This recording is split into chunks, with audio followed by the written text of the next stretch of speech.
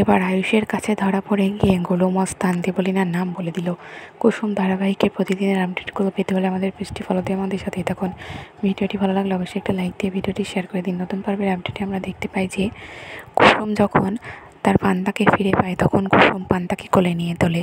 ঠিক তখনই গোলু মস্তান এসে বলে যে থ্যাংক ইউ দিদি আমাদের ছাগলটাকে ধরার জন্য। তখন কুসুম বলে যে ও আমার পান্তা আর ও আমার ভাই, আমি কেন আপনাদের জন্য ওকে ধরতে যাব?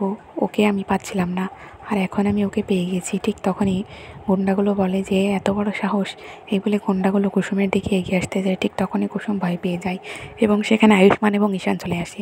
আয়ুষ্মান এসে গুন্ডাদেরকে বলে যে তোমাদের এত বড় সাহস, তোমরা গাঙ্গুলি বাড়ি থেকে ছাগল চুরি করে নিয়ে চলে এসেছো।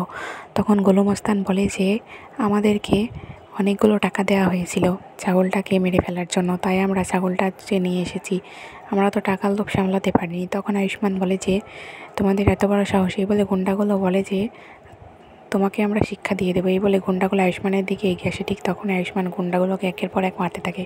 ঠিক তখনই গোলু মস্তান বলে যে ও বাড়ি থেকে আমাদেরকে টাকা খাইয়ে এই পান্তাকে মেরে ফেলার হুমকি দিয়েছিল, তাই আমরা ওকে শেষ করে দিতে চাচ্ছিলাম, কিন্তু ও বাড়ি থেকেই তো আমাদেরকে অর্ডার এসেছিল যে ওকে মেরে ফেলে আবারও বক্সের ভিতরে ওকে পুরে ছাগলের মালিকের কাছে পাঠিয়ে দেওয়ার জন্য। তখন আয়ুষ্মান বলে যে কে করেছে এটা?